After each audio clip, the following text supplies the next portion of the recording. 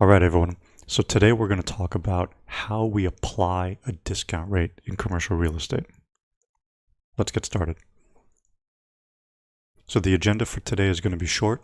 We're just going to talk about how do we apply a discount rate, specifically within commercial real estate investing.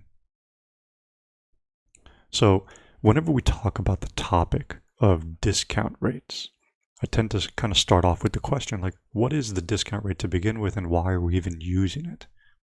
And a lot of the answers that I get out of the gate, like the first answers that I may get are, it is the rate that's used to convert or discount future cash flows to the present. And I'll be honest, whenever that answer is given, most people look at me like this. I feel like you're saying you get it, but you don't get it. It's cool. It's not cool. It is what it is. My God, this is so frustrating. They'll have a general idea of what the words mean, but they don't necessarily know what those words mean within the context of finance or real estate. So I asked them to kind of dig a little bit deeper. The next answer I'll get is, it's the rate that's used to calculate present value. And while I think that's true, so speaking from like a textbook's perspective or academic's perspective, certainly I think that's true. But again, I think people have difficulty kind of translating what that means into a day-to-day application. So if you continue to scratch and dig a little bit more, then I think we start to hear answers like, it's the measure of relative risk and return of an investment. Now this, I think, is where we start to get a little bit warmer, right? To how we can really begin to use what a discount rate is in our day-to-day lives. So for me, I think the best way to think about how we apply a discount rate is when we are comparing that discount rate to what you may earn in an investment. So to take a big step back, I think another way to think about the application of a discount rate is you compare the return that an investment can earn to your minimum requirement, the discount rate. And if you can earn more than your minimum requirement, then it's probably worth investing in. And if it's not, then maybe you should move on. So let's unpack this a little bit over the next minute or two. So if you have 3 different investment opportunities, investment A, B, and C, and each one of them earn a different IRR. Now, if you define that you have a minimum 15% IRR, if you think about this, investment A is providing you, or at least expecting to provide you, an IRR of 10, which is less than your minimum requirement. So option A is probably off the table for us. Option B and C, however, either exceed or at least meet our minimum requirement. And this is where I think the rubber really hits the road for the application of a discount rate.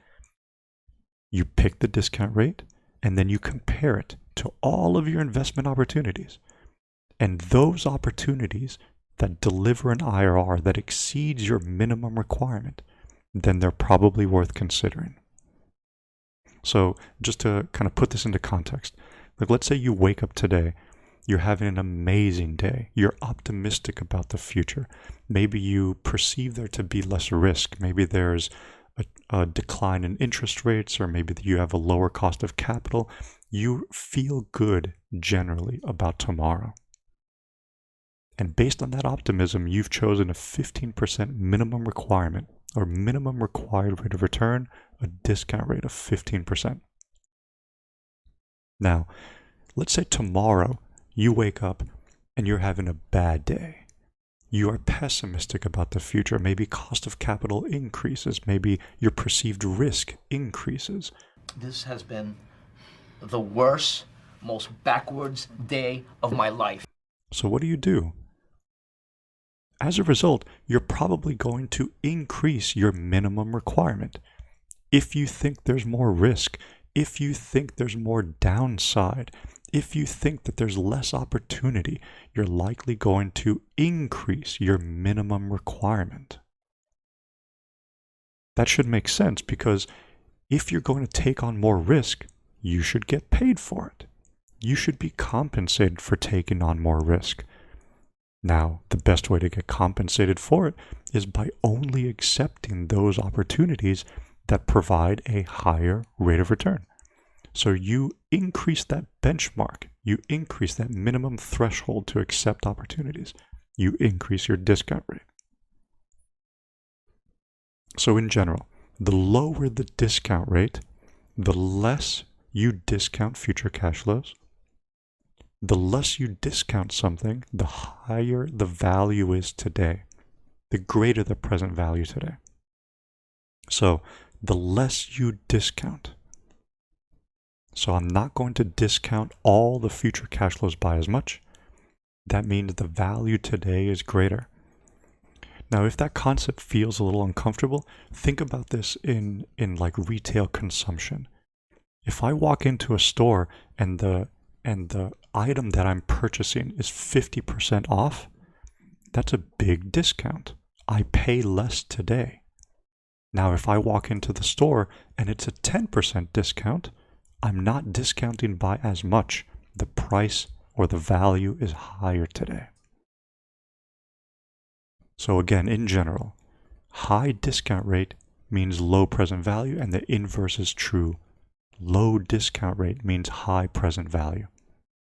So just to kind of put this into context, let's go through a quick example. Let's say you want to buy this unit in a condominium. This one right here that they're still building out. So this is the projected cash flow stream. You buy it, you can rent it for a couple years, and then you'll sell it. Total cash flow helps define all those dollars that you can collect. Now, if I say that there's a minimum investment threshold, a minimum requirement that I have as an investor, that minimum is 10% return every year for the next 4 years. The most that I'd be willing to pay for this investment is $108,000. So in another video, we'll actually get into the math. Right now, I just wanted to stick to how we apply the discount rate.